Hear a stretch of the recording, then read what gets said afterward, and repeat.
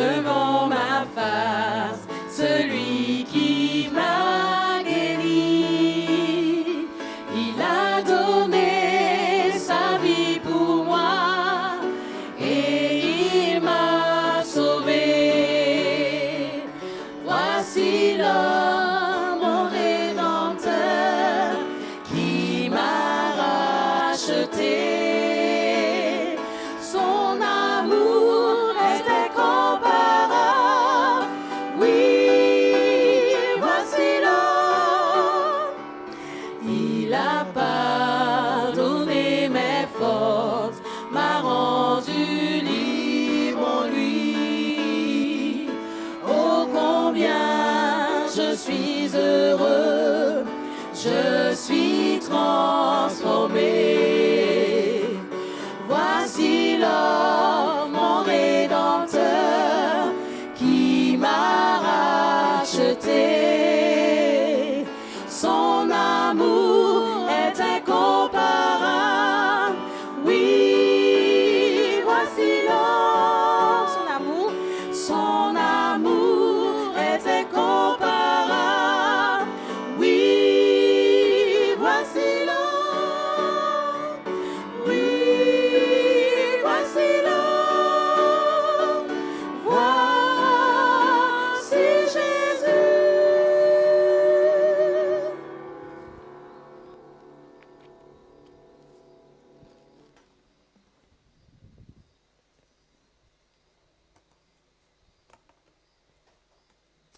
Mesdames, Mesdemoiselles et Messieurs, bonsoir. Comment allez-vous aujourd'hui? Formidable. Oh, je suis contente de vous voir. J'ai pensé à vous durant toute la journée et j'ai prié pour vous. Amen. Gloire à Dieu, gloire à Dieu. Alors pensez à moi et priez pour moi aussi, hein? D'accord? Ok. C'est fait, super. Ce soir, nous nous retrouvons ensemble parce que nous avons beaucoup de choses à partager ensemble.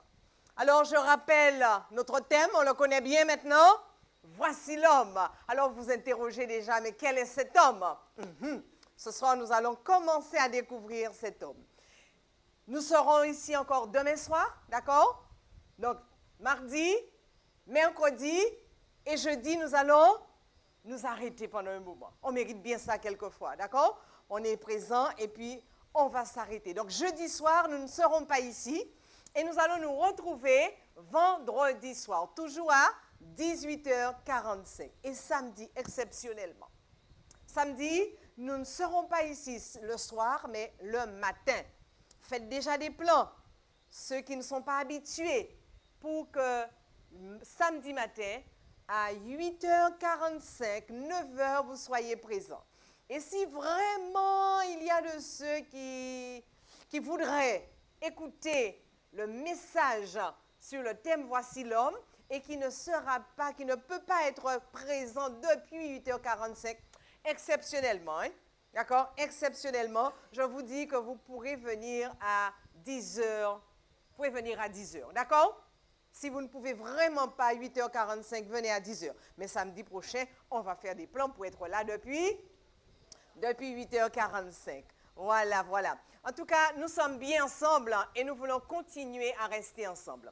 Est-ce que vous avez pensé à déposer vos sujets de prière? Oui. OK, génial, génial. Nous allons avoir un moment tout à l'heure pour ce temps, pour ces moments de prière. Et nous avons aussi dit que vous pouvez demander, donc lorsque vous arrivez, prenez un petit feuillet à l'accueil, écrivez votre sujet de prière que vous allez glisser dans cette boîte. Personne n'ira lire. D'ailleurs, j'aime tellement comment c'est fait. Il n'y a pas d'ouverture. D'accord? Il n'y a pas d'ouverture dans cette boîte. Par conséquent, personne n'ira chercher. Voilà, je démonte. Personne n'ira chercher votre sujet de prière. Il y a quelqu'un qui est dans les cieux qui, lui, sait lire en tous les sujets, quel que soit là où il se trouve. Et c'est à lui que nous allons nous adresser dans un moment. Et certainement, il répondra pour chacun de vous. Alors, si tout est fait, si vous avez déjà déposé vos sujets de prière, je vous invite à vous joindre à moi dans ce moment de prière. On peut se lever si vous le voulez bien. Éternel, notre Seigneur et notre Dieu, Il y a plusieurs de tes enfants qui sont venus ici en ce soir avec une préoccupation particulière. Mais ils se trouvent au bon endroit, Seigneur, et nous te bénissons. Ils ont peut-être des situations qui les troublent. Peut-être que quelqu'un est en train de chercher un travail. Peut-être que quelqu'un d'autre a un problème de santé. Un autre, Seigneur, a un problème au niveau de la famille. Quel que soit le thème de sa préoccupation, ce soir, il a déposé son sujet dans cette boîte.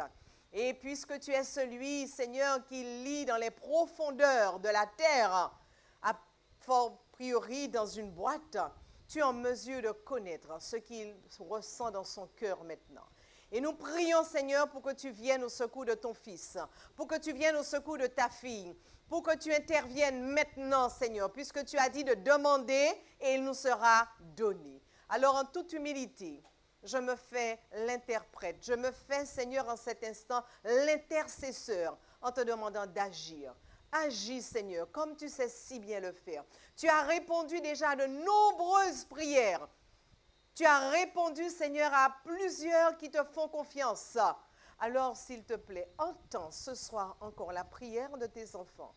Non exprimée peut-être, mais dans leur cœur, ils le disent.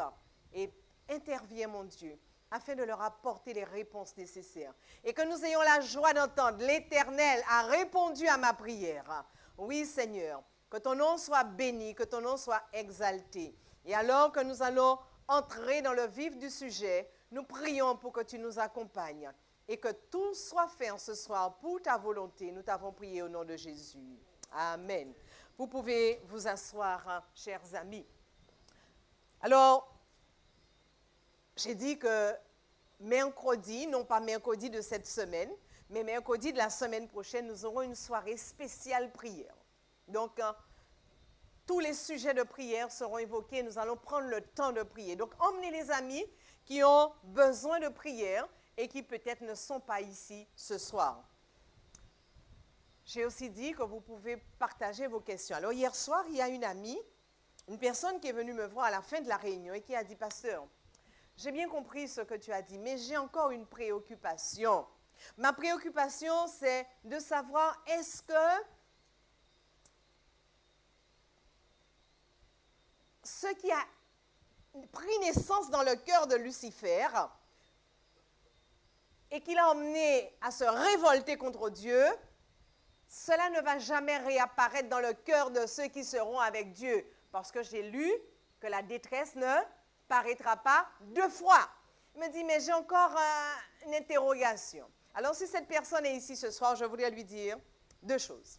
La première chose, cesse d'avoir des interrogations lorsque Dieu parle.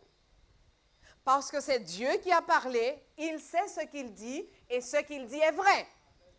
Il a dit, la détresse ne paraîtra pas deux fois, alors rassure-toi mon ami, cela ne paraîtra jamais une deuxième fois.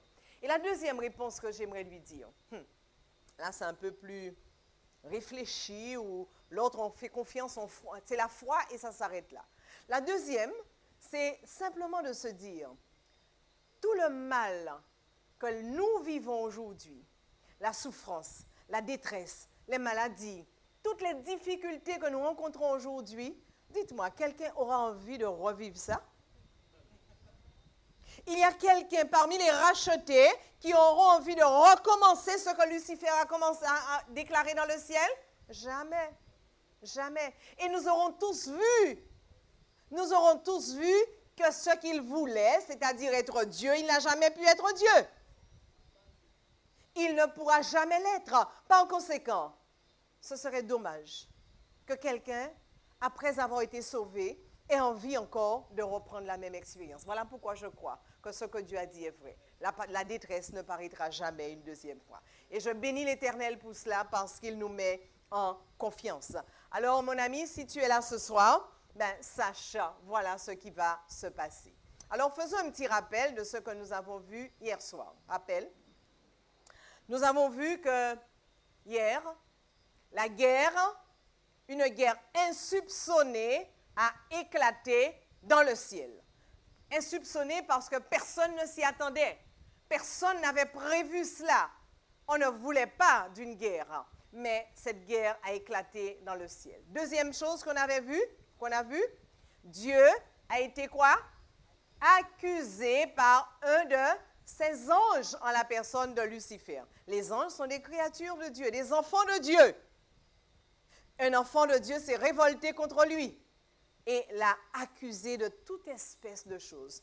Dictateur, qu'il ne sait pas diriger, il ne peut pas être Dieu et que lui pouvait être mieux.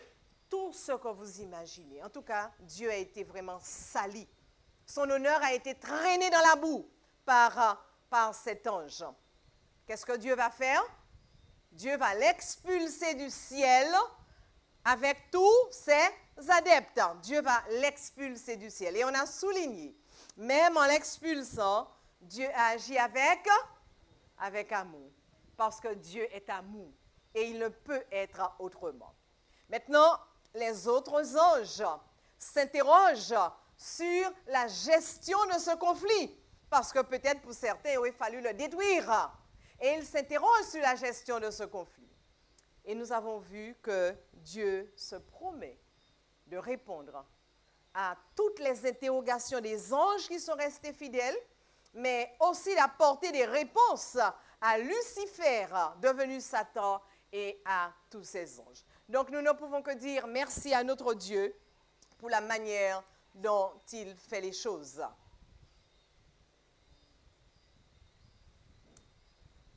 Ainsi donc, ce soir, mesdames et messieurs, notre sujet s'intitule « Je cherche un homme ». Alors, ce n'est pas moi, hein, parce que je suis mariée. D'accord? OK. Voilà.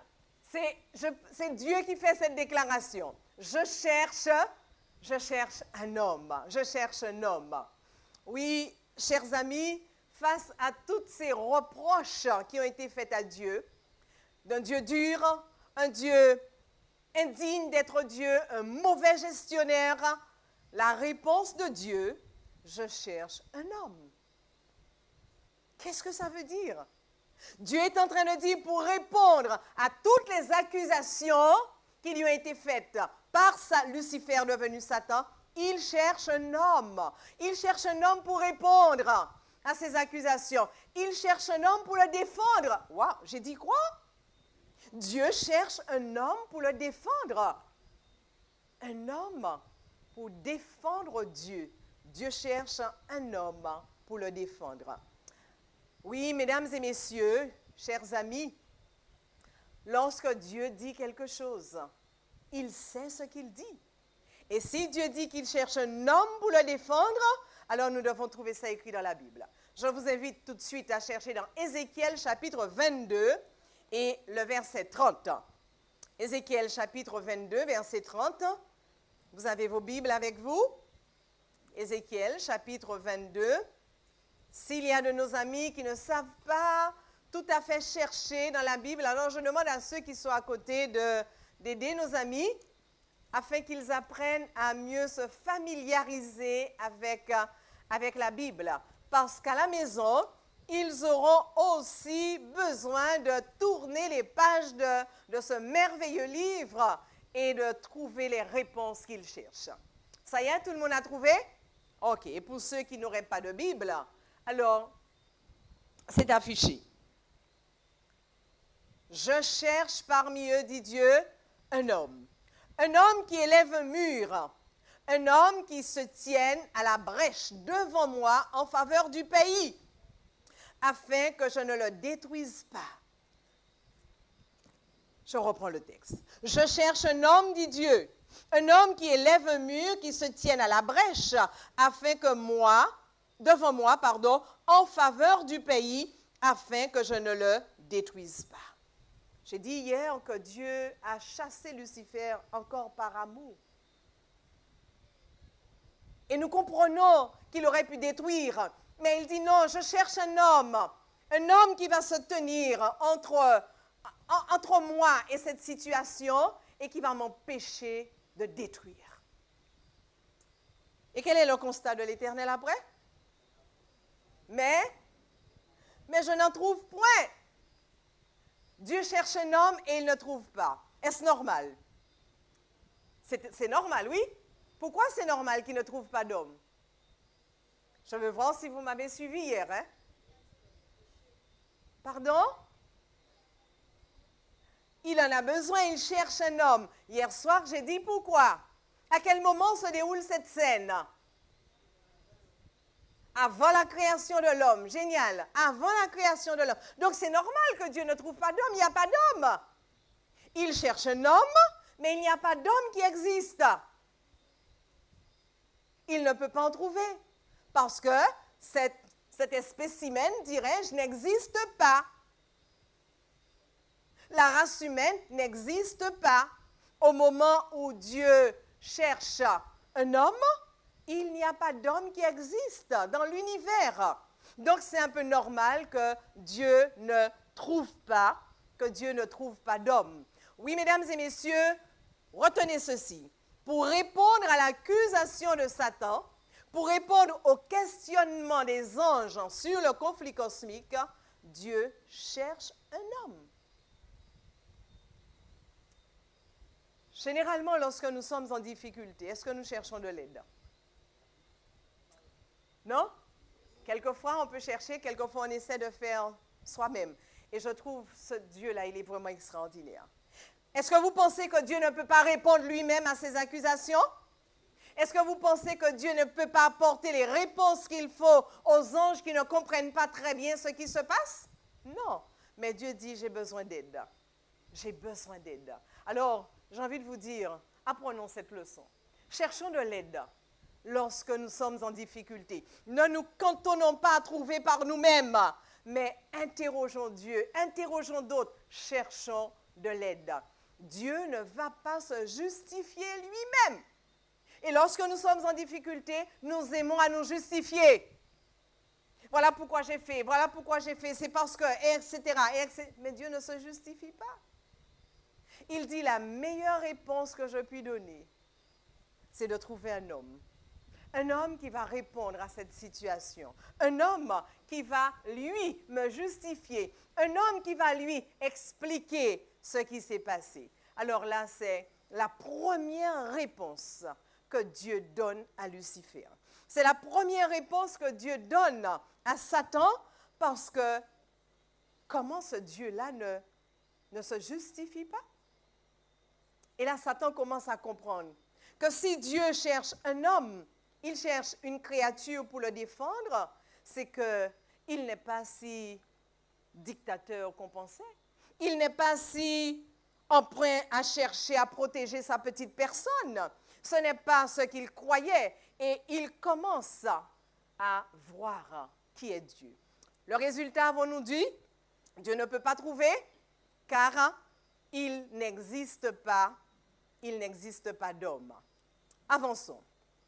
Et voyons ces deux versets. Qu'est-ce que Dieu va faire? Lorsque Dieu ne trouve pas, qu'est-ce qu'il va faire? Eh bien, certainement, mesdames et messieurs, que Dieu n'est pas en difficulté. La parole de Dieu nous dit dans Psaume 115, verset 3, vous pouvez lire avec moi, « Notre Dieu est au ciel et il fait... » Amen. Il fait quoi? Il fait ce qu'il veut, tout ce qu'il veut. Il est Dieu. Il est Dieu et il fait ce qu'il veut. Donc, lorsque Dieu déclare, je cherche un homme pour répondre à ces accusations, il sait ce qu'il fait. Je cherche un homme. Deuxième texte, Matthieu chapitre 19 et le verset 26 dit quoi? Jésus déclare à un moment donné, aux hommes cela est impossible, mais à Dieu, tout est possible. Que Dieu ne trouve pas d'homme, forcément il va peut-être appeler un homme à l'existence. Mais tout est possible à Dieu. Mesdames et messieurs, je vais m'arrêter pour vous dire une chose. Ce Dieu que l'on prêche ici, ce Dieu que je m'évertue à vous présenter, n'est pas quelqu'un qui est limité. Ce n'est pas quelqu'un qui n'arrive pas à faire certaines choses. Non, Dieu est un Dieu sans limite. Dieu est un Dieu infini. Dieu, il peut tout. Le texte déclare, c'est Jésus lui-même qui l'a dit quand il était sur la terre, aux hommes, que certaines choses peuvent être impossibles, mais à Dieu, Cela veut dire, si nous sommes malades, petite affaire pour Dieu. Si nous rencontrons des difficultés dans nos foyers, bagatelle pour Dieu. Quelle que soit la difficulté que nous rencontrons, petite affaire pour Dieu, car pour Dieu, tout est... Retenez cela ce soir. Pour Dieu, tout est possible. Mais vous savez, même parmi tous ceux, nous qui étudions la Bible et nous sommes en contact avec Dieu, quelquefois on oublie ça. Hein? On oublie que pour Dieu, tout est possible. Et quelquefois même, on dit, Seigneur, mais est-ce que tu peux? Est-ce que tu peux? Et j'imagine Dieu en train de dire, si je peux. Si je peux. Mais à Dieu, tout est possible. Alors, rappelons-nous que notre Dieu peut tout faire et que rien, mais vraiment rien, ne lui est impossible.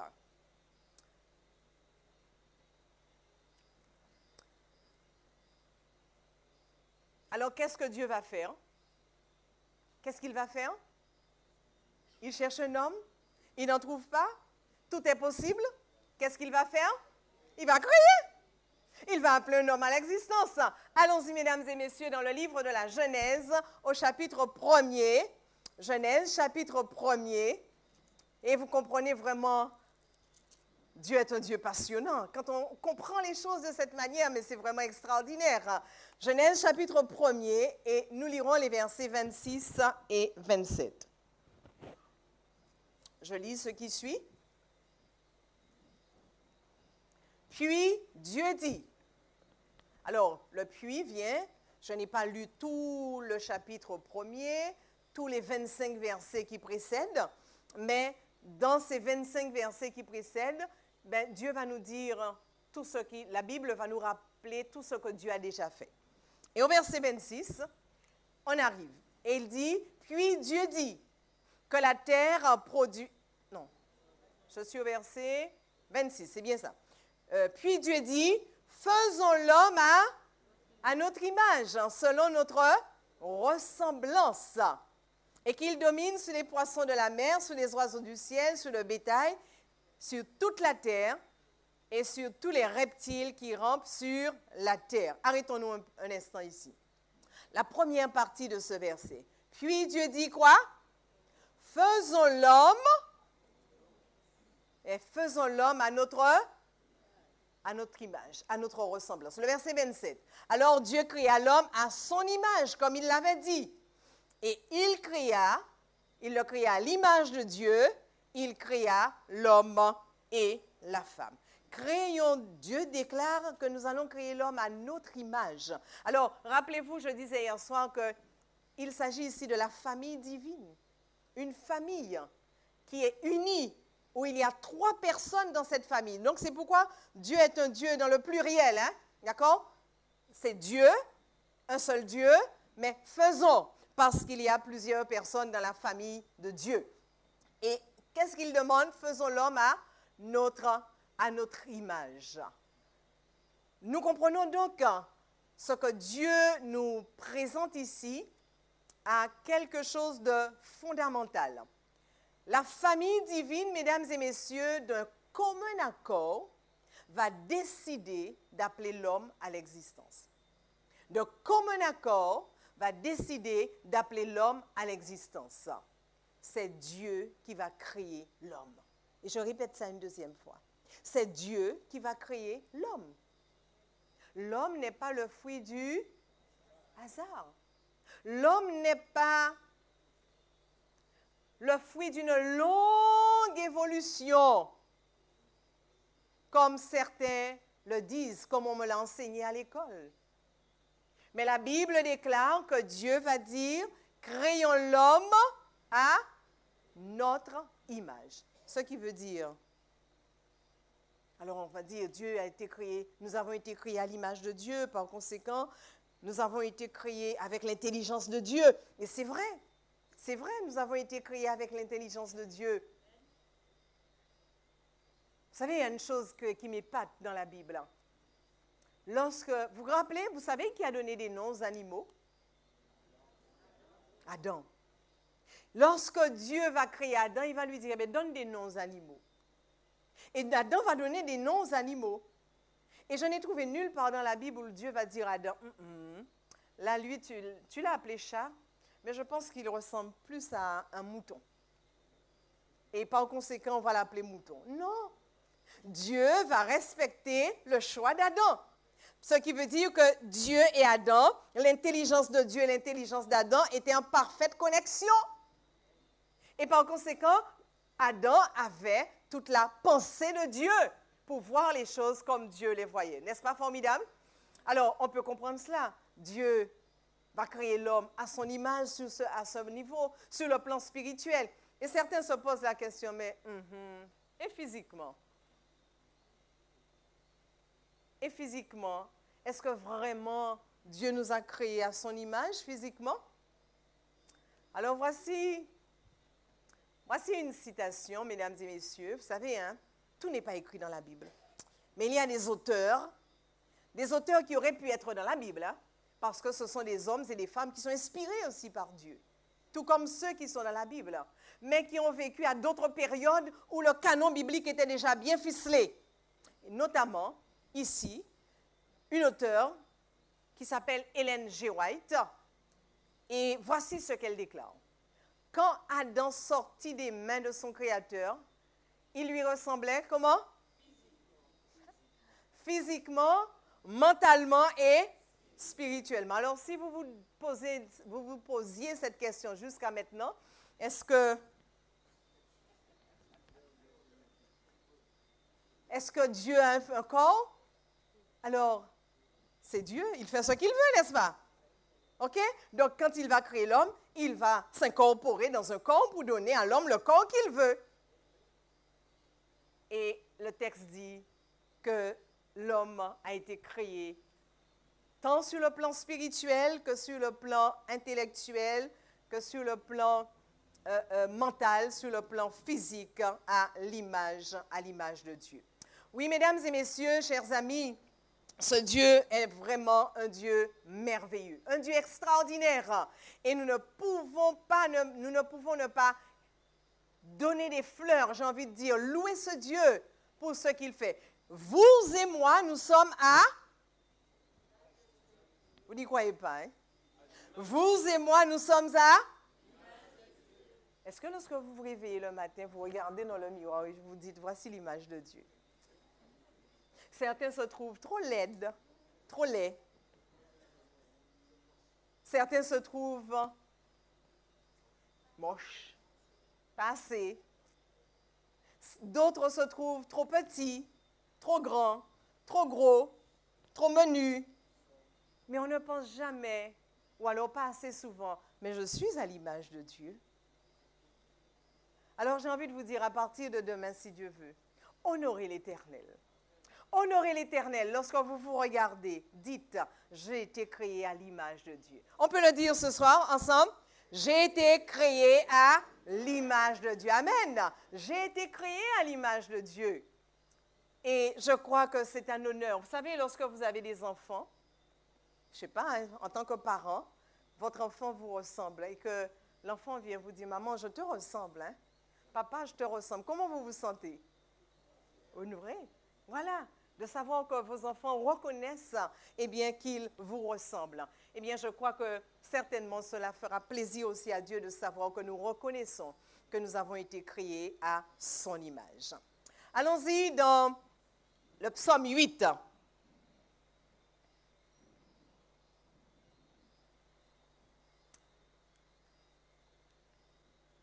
Psaume chapitre 8 et le verset 6. Psaume chapitre 8 et le verset 6. Voici ce qui est dit. Que tout ce qui respire... Non, attends pour moi. Psaume 8, j'ai dit. Non, c'est pas ça. Voilà, merci. Psaume 8, verset 6.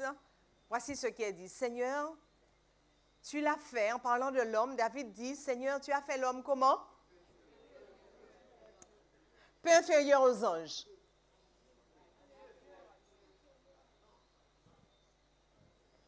Tu l'as fait, dit David, tu as fait l'homme de peu inférieur à toi-même, à ta ressemblance, mais de limite peu inférieur.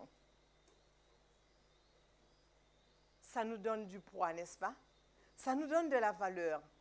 Peu inférieur à Elohim. Nous avons été créés de peu inférieur à Elohim, de peu inférieur à Dieu, mesdames et messieurs. Nous comprenons que Dieu, pour Dieu, nous avons du prix aux yeux de l'Éternel.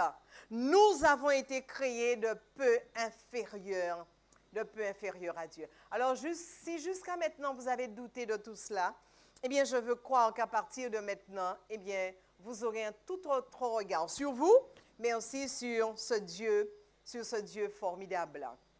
On continue.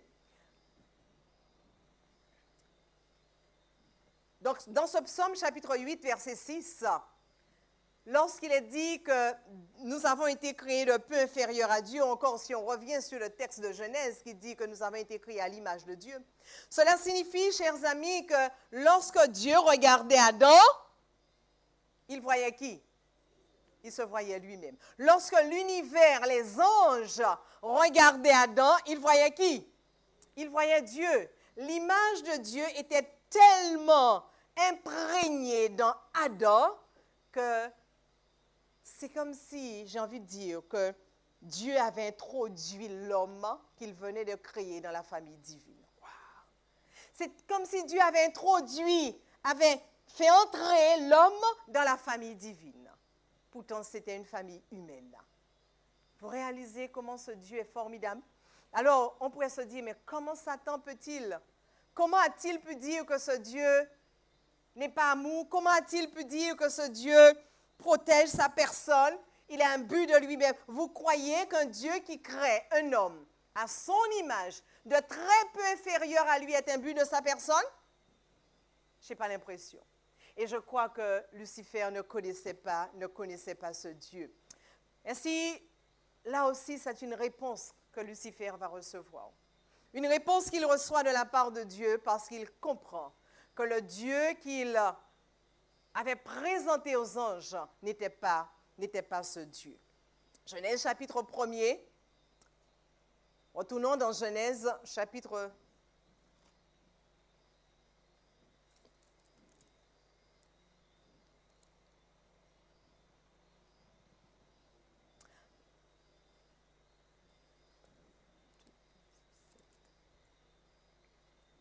c'est chapitre 2, donc 2, verset 7. Alors, on avait déjà lu Genèse 1er, verset 27. On va maintenant au chapitre 2, verset 7. Voilà, merci. Genèse 2, verset 7. Voilà, voici ce qui est dit. Alors, l'Éternel Dieu va former l'homme de quoi? De la poussière de la terre. Il souffla dans ses narines un souffle de vie et l'homme devint un être vivant. Mesdames et messieurs, chers amis, voici la leçon suivante que Dieu donne à Satan. Qu'est-ce que Dieu va faire? La Bible dit que Dieu va former l'homme. Si vous regardez les autres versets de la Bible qui précèdent, lorsque Dieu créa la nature, Dieu dit que la lumière soit et la lumière fut. Dieu dit qu'il y ait des arbres et les arbres sont apparus.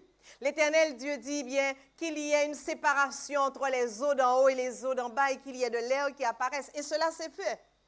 Mais lorsqu'il a fallu créer l'homme, Dieu va descendre de son trône. L'Éternel Dieu va descendre de son trône. Il va quitter le ciel, il va descendre sur la terre. Et là, chers amis, il va mettre ses mains. Il va mettre ses mains dans la poussière. Il va mettre ses mains dans la boue. Il va former un homme. Il va former un mannequin, j'ai envie de dire au départ. Il va former quelque chose auquel il va ajouter tout ce qu'il veut, des nerfs, il va mettre des yeux, il va mettre des paupières, il va mettre tout ce qui est nécessaire, tout ce que vous avez sur vous aujourd'hui. Il va planter les cheveux, il va tout faire. Et lorsque Dieu va agir ainsi, alors, passe, je n'arrive plus. Passe la diapo suivante, merci. Non. Alors, je reviens. Voilà, merci. Et lorsque Dieu va faire cela, ben Dieu va souffler dans ses narines. Et j'entends Dieu, j'imagine Dieu en train de dire, voici l'homme. Voici l'homme que je cherchais. J'imagine Dieu, après avoir créé Adam et avoir mis le souffle dans ses narines, et est en train de dire à l'univers de sa voix forte et mélodieuse, voici l'homme que je cherchais, voici l'homme qui va me défendre, voici l'homme qui va me justifier, voici l'homme qui va apporter la réponse à l'univers. Oh, mesdames et messieurs, chers amis, waouh!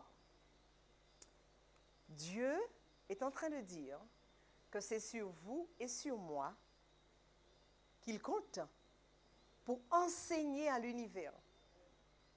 Dieu est en train de dire qu'il n'avait pas d'homme qui existait, mais il voulait d'un homme. C'est d'un homme qu'il voulait, c'est-à-dire quelqu'un qui ne soit pas impliqué directement dans ce conflit, puisque les anges sont impliqués dans le conflit.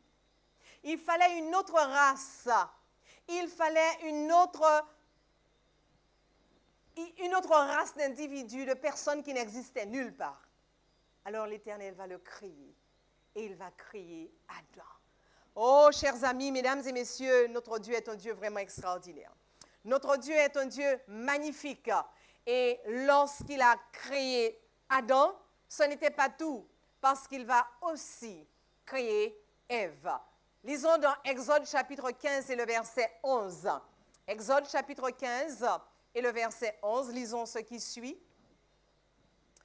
Qui est comme toi parmi les dieux, ô Éternel? Qui est comme toi parmi les dieux, ô Éternel? Magnifique en sainteté, digne de louange, opérant des prodiges. Qui est comme toi? Et nous réalisons qu'il n'y a personne comme Dieu. Il va faire ce qu'il veut. Il a besoin d'un homme pour le défendre. Et il va appeler la race humaine à l'existence. Dites-moi, comment vous vous sentez? Créé à l'image de Dieu? Deuxièmement, créé pour instruire, pour défendre Dieu? Comment vous vous sentez? Wow! Utile. Ouais. La création d'Adam et Ève, mesdames et messieurs, quelque chose d'extraordinaire. Alors voyons celle, on a vu comment Dieu est descendu, il a mis la main dans la boue, il a créé, alors que Satan disait non, ce Dieu-là, il est sur son trône et il donne des ordres, mais il descend, il met sa main dans la terre, parce qu'il n'a pas simplement dit que la terre produise un homme, non, il l'a fait de ses mains. Et regardez après ce qu'il fait, on y va pour Ève. Genèse chapitre 2 et les versets 18 à 23. Genèse chapitre 2, versets 18 à 23. L'Éternel Dieu dit, il n'est pas bon que l'homme soit seul. Je lui ferai une aide semblable à lui. Et l'Éternel Dieu, l'Éternel Dieu donc forma de la terre tous les animaux des champs et tous les oiseaux du ciel, et il les fit venir vers l'homme pour voir comment il les appellerait, et afin que tout être vivant portât le nom que lui donnerait l'homme. Je l'ai déjà signalé.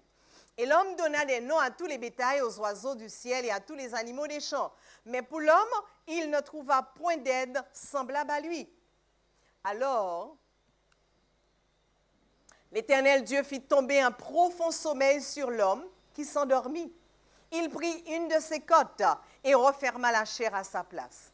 L'Éternel Dieu forma une femme de la côte qu'il avait prise de l'homme et il l'amena vers l'homme. Et le verset 23, et l'homme dit, voici cette fois, puisque j'ai regardé, je n'ai pas trouvé, mais cette fois, voici, cette fois, celle qui est os de mes os et chair de ma chair. On l'appellera comment? Femme, parce qu'elle a été prise de l'homme. Amen. Adam va trouver maintenant celle qui lui ressemble. Os de mes os, chair de ma chair. Mais sans trop s'arrêter sur cette partie. Là encore, on voit la délicatesse de Dieu. Dieu qui va, la première intervention chirurgicale vient d'avoir lieu en Éden. Dieu va ouvrir le corps d'Adam, va lui prendre une côte sans anesthésie. Mais il n'est pas dans la souffrance non plus. Formidable, n'est-ce pas? C'est Dieu. Il fait ce qu'il veut et il fait tout ce qu'il fait bien. Amen. Et Dieu va utiliser cette côte. Et à partir d'une côte, vous connaissez une côte vraiment? Ce n'est pas quelque chose d'énorme, hein? Mais avec une côte, Dieu va faire une femme.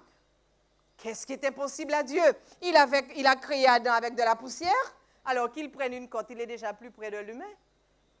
et il va créer une femme. Mesdames et messieurs, notre Dieu est formidable. Oh, je l'aime, ce Dieu-là. Je l'aime parce qu'il est vraiment extraordinaire. Et j'imagine avec cette même délicatesse, avec cette même tendresse, Dieu va procéder à la confection, j'ai envie de dire. Il va confectionner cette femme qui va ensuite devenir Ève. Et nous avons vu comment Adam va être heureux de pouvoir présenter, de dire cette fois-ci, celle qui est os de mes os et chair de ma chair. Et voilà, mesdames et messieurs, le merveilleux couple appelé à l'existence dans un but particulier, dans un but tout à fait spécial. Et j'imagine Dieu, dès ses premiers moments, va rappeler à Adam et Ève, vous êtes venus sur la terre. J'ai voulu que vous existiez parce que j'ai un objectif précis pour vous. Une nouvelle race, mesdames et messieurs. La race humaine venait d'être créée. Une nouvelle famille venait de voir le jour. Créée pourquoi? Pour défendre Dieu dans ce conflit cosmique qui impactait l'univers entier. Alors, si ce n'est pas de l'amour, je ne sais comment appeler cela. Si ce n'est pas un Dieu amoureux, je ne sais pas comment le dire. Un Dieu qui va agir de la sorte, alors il nous laisse, j'ai envie de dire, sans voix. Oui, il nous laisse sans voix, mesdames et messieurs. Mesdames et messieurs, chers amis, vous n'êtes pas ici, sur la terre, juste pour faire décoration. Nous n'existons pas pour le décor de la terre, non! Nous existons parce que Dieu a un objectif pour chacun de nous. Nous existons parce que nous sommes indispensables pour Dieu. Alors on entend souvent, personne n'est indispensable. C'est faux. C'est faux. Dieu dit que l'homme est indispensable pour lui. Indispensable. Parce que c'est à travers l'homme qu'il va pouvoir donner les réponses qu'il faut. Nous sommes précieux pour l'univers, mesdames et messieurs. L'univers tout entier, j'imagine à la création d'Adam et Ève, l'univers tout entier était dans la joie. Parce que celui que Dieu voulait emmener à l'existence pour le défendre est bien là. Nous n'existons pas, mesdames et messieurs, pour uniquement faire de la figuration. Nous sommes des êtres vraiment exceptionnels dans l'univers. Et combien j'aurais aimé que nous retenions cela. Nous sommes des êtres vraiment exceptionnels dans l'univers. La race humaine n'est pas une création quelconque. Nous ne sommes pas une création quelconque. Nous avons de la valeur. Et nous avons beaucoup de valeur. La famille humaine a été créée dans un but très précis, je le rappelle, défendre l'honneur de Dieu dans cette guerre cosmique qui impacte tout l'univers, tant sur la terre que dans le ciel. Vous et moi, nous avons un objectif. Dieu compte sur nous. Il attend quelque chose de chacun de nous. Nous sommes des créatures, par conséquent, désirées, aimées, créées et choisies par le roi de l'univers pour le dévoilement détaillé de la sagesse infiniment variée de Dieu. On l'a lu hier soir. Wow. Des êtres désirés, aimés avant même notre existence, créés, choisis par le roi de l'univers pour que nous soyons en mesure de produire le dévoilement détaillé, dans les moindres détails, de la sagesse infiniment variée de Dieu. Oh, je ne sais pas pour vous, hein, mais je me dis, ça, c'est quelque chose. Ça, c'est une responsabilité. Ça, c'est du travail. Oui, je vais terminer en vous rappelant ces quelques... Alors voici une autre citation de la même personne dont j'ai dit tout à l'heure dans un livre qui s'appelle Jésus-Christ. Et voici ce qu'elle déclare. Notre petit monde est quoi? Le livre de texte de l'univers. Notre petit monde, c'est-à-dire cette petite boule de terre bleue, est le livre de texte de l'univers. En d'autres termes, tout l'univers a les yeux fixés sur la terre. Tous les mondes habités regardent ce qui se passe sur la terre pour voir effectivement si nous défendons Dieu dans ce conflit cosmique. On aura l'occasion de revenir sur tout cela parce que c'est vraiment important. Peut-être ce soir, chers amis, vous êtes en train de vous dire pour certains, ok, Dieu, d'accord, il a ses problèmes, il a besoin de moi, mais moi j'ai mes problèmes. Hein? Chacun ses problèmes. Chacun son problème. Parce que, ouais, j'entends des choses, mais comment comprendre cela? Et vous êtes certainement en train de vous interroger sur tout cela. Alors, j'ai envie de vous dire, demain soir, ne ratez pas le sujet de demain. Parce que demain soir, Dieu va vous révéler des choses encore plus extraordinaires. Vous devez être présent. Tu écoutes ce soir et tu t'interroges. Dis-toi bien une chose. Tu as de la valeur. Les jeunes, quelquefois, s'interrogent et se disent, mais à quoi je sers sur la terre? Chers jeunes, vous avez de la valeur. Et ne laissez personne vous dire le contraire. Mesdames et messieurs, chers amis, quels que soient les problèmes que vous pouvez rencontrer, Dieu prend soin de vous parce qu'il a besoin de vous, parce qu'il vous aime, et il compte sur vous. Ce conflit cosmique qui dure déjà depuis 6000 ans n'est pas terminé. Et Dieu compte sur chacun de vous. Par conséquent, vous comprenez bien que vos problèmes concernent Dieu. Alors, le dernier texte que je voulais vous laisser ce soir est le suivant. Ésaïe chapitre 43, et les versets 4 et 5. Tu as du prix à mes yeux. Reprends, remets ce que j'ai mis. Parce que je ne vais pas tout lire. Remets ce que j'ai mis. Merci. La diapo précédente.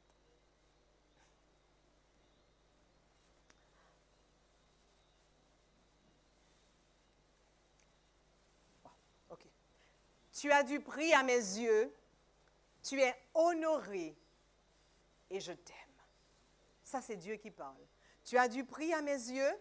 Tu es honoré et je t'aime. Quels que soient les problèmes que tu rencontres. Quelles que soient les difficultés, tu as du prix aux yeux de l'Éternel. Et entends Dieu te dire ce soir, tes problèmes, je les porte. Tes problèmes, je les comprends. Et puisque je suis un Dieu infini, je peux résoudre tes problèmes. Petite affaire, ça pour moi. Dieu te dit, tu as du prix à mes yeux. Tu es honoré, je t'aime. Par conséquent, ne crains rien car je suis avec toi. Amen. Ne crains rien parce que je suis avec toi. Est-ce que vous le croyez, mesdames et messieurs? Amen. Gloire à Dieu. Alors, ce soir, oui?